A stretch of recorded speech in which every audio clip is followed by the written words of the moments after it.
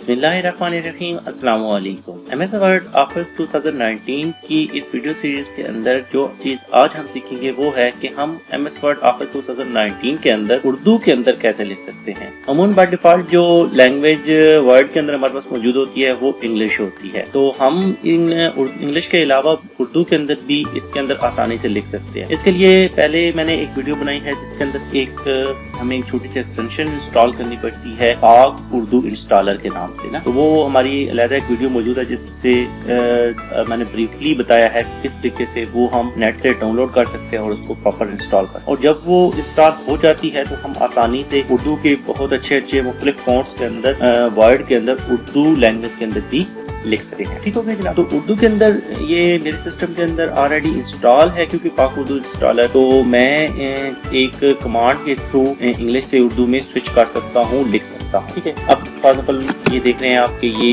English में लिखा जा रहा है। इसको उर्दू में लिखने के लिए जस्ट एक छोटी सी कमांड है Alt Shift। ठीक है, जैसे ही मैं ये Alt Shift करूंगा तो आप देख सकते हैं कि यहाँ पे कॉर्नर पे भी हमारी जो लैंग्वेज है वो उर्दू सिलेक्ट हो गई है। ठीक है, ये इसका मतलब है कि ये स्विच हो चुकी है लैंग्वेज ना। मैं इसके अंदर लिख सकता हूँ। ठीक है जनाब,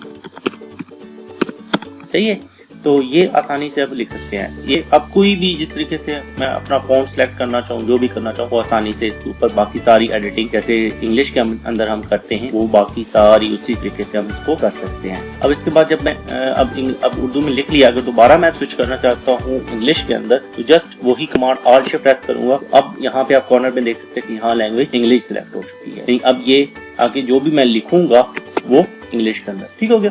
तो आई होप कि आपको इससे समझ आ गई होगी कि हम के अंदर उर्दू और इंग्लिश दोनों लैंग्वेज में कैसे लिख सकते हैं और आपस में इनको स्विच कर सकते हैं।